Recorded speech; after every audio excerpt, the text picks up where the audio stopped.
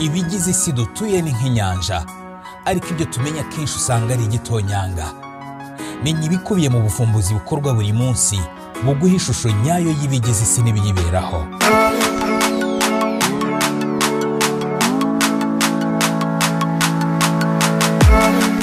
Inyandiko zitandukanye zigaragaza ko umuntu kuva kera yakunze gutekereza no kwibaza uko ikimanyi cyavuga ku muntu n'inyamaswa cyaba giteye. Kuba hashize imyaka myinshi umuntu atekereza kuvukisha ikimanyi hagati y'umuntu n'inyamaswa, ushobora kubyumva ukabyemera cyangwa ntubyemere. Ariko zimwe mu nyandiko za kera cyane zigaragaza ko uyu mushinga wahozeho ku buryo abagereki ba kera bari banafite izina ry'ikimanyi cyamenyekanye cyane mu mateka yabo, chimère mu gifaransa cyangwa chimera mu cyongereza. Inkuru zifatwa nk'impimbano zo mu migenzo y'abagereki ba kera zivuga ko icyo kimanyi cyari inyamaswa y'ikimanyi yo mu gace ka Lucy ko muri Aziya, ikaba yari inyamaswa nini ishobora gucira umuriro kandi igizwe n'ibice by'inyamaswa irenze imwe.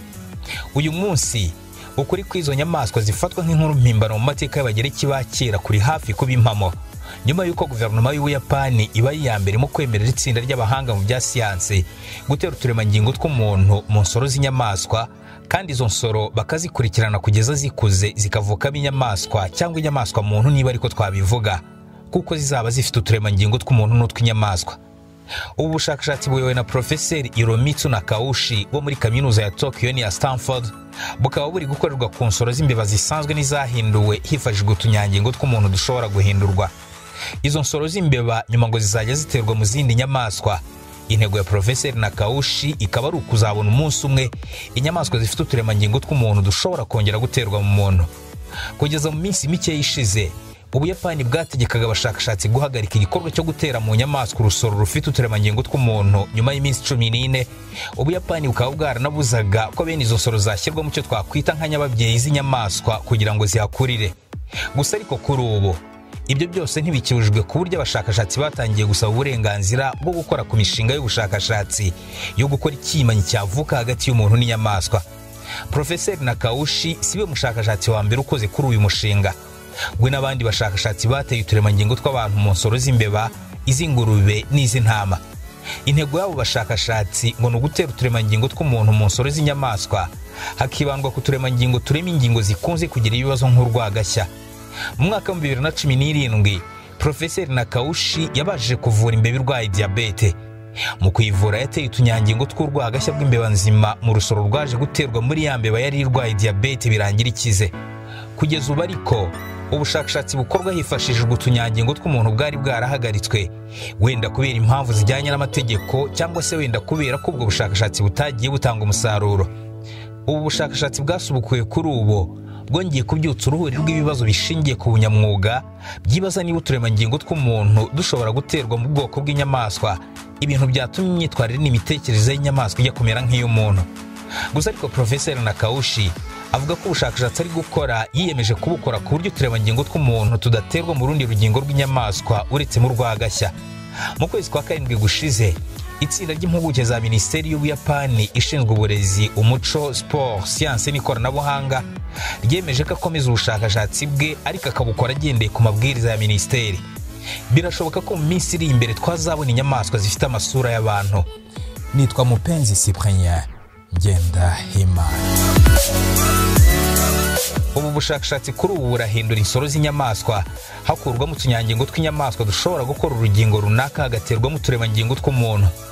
Kuri ubu haribandwa ku rwagashya, ariko mu gihe kiri imbere hazakurikiraho umwijima n'impyiko ndetse n'izindi ngingo zizakomerezeho uko imyaka izajya ishira indi gataha.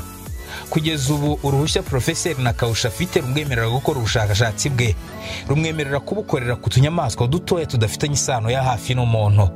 Cyakora ariko itsinda ry'impuguke za Minisiteri ngo zizajya zikurikiranira hafi kuri buri cyiciro imigendekere y'impinduka z'utwo turemangingo tw'umuntu mu bwonko bw'insoro zizajya ziterwa izo nyamaswa. Ni ibintu bizakomeza kugeza ku myaka 2 nyuma yo kuvuka kw'izo nsoro zizaba zatewe inyamaswa.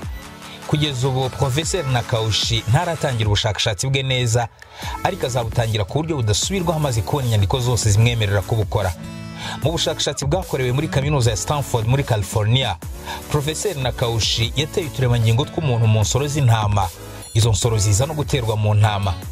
cyakora ariko ngo zahise zicwa nyuma y'iminsi 28. Professor Nakaushi aganira n'ikinyamakuru Asahi Shimbun yavuze ko izo nsoro zari zifite uturemangingo dukeya tw'umuntu kandi zitagaragaza imiterere na mikeya y'umuntu. Ibi byatewe nuko uturemangingo tw'umuntu twatewe muri izo nsoro z'umuntu twari dukeya cyane, kuko wasangaga ari akaremangingo k'umuntu kamwe ku turemangingo 1000 tw'intama cyangwa akaremangingo kamwe k'umuntu ku bihumbi by'uturemangingo tw'intama. Ku gipimo nk'icyo cy'uturemangingo ntibishoboka ko havuka inyamaswa ifite isura y'umuntu nk'uko Professor Nakaushi bivuga.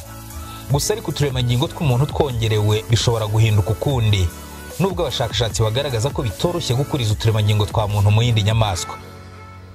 Umushakashatsi John Wu wo muri kaminuza ya Texas n'ikigo cy'ubuvuzi cy'i Dallas muri Leta Zunze Ubumwe za Amerika yemeza ko bidakwiye gukuza insoro z'ibyimanyi hagati y'umuntu n'inyamaswa hifashishijwe inyamaswa zidafitanye isano ya hafi na muntu nk'ingurube cyangwa intama.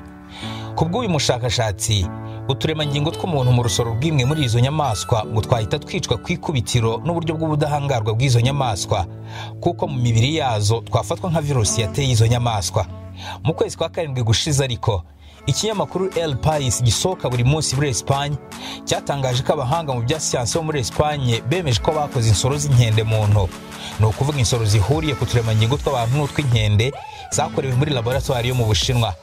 Ubwo bushakashatsi bwakozwe na Professor Juan Carlos Izpisua Belmonte wo mu ishuri rikuru ryitwa Salk Institute for Biological Studies ry'i California muri Leta Zunze Ubumwe za Amerika. Uyu akavuga ko yaramaze gukora insoro z'ingurube muntu muri laboratoire, ni ukuvuga insoro zigizwe n'uturemangingo tw'umuntu n'utw'ingurube. Abashakashatsi benshi bagiye bakora ubushakashatsi ku byimanyi hagati y'umuntu n'inyamaswa baracyakomeye cyane ku makuru y'ubushakashatsi bwabo.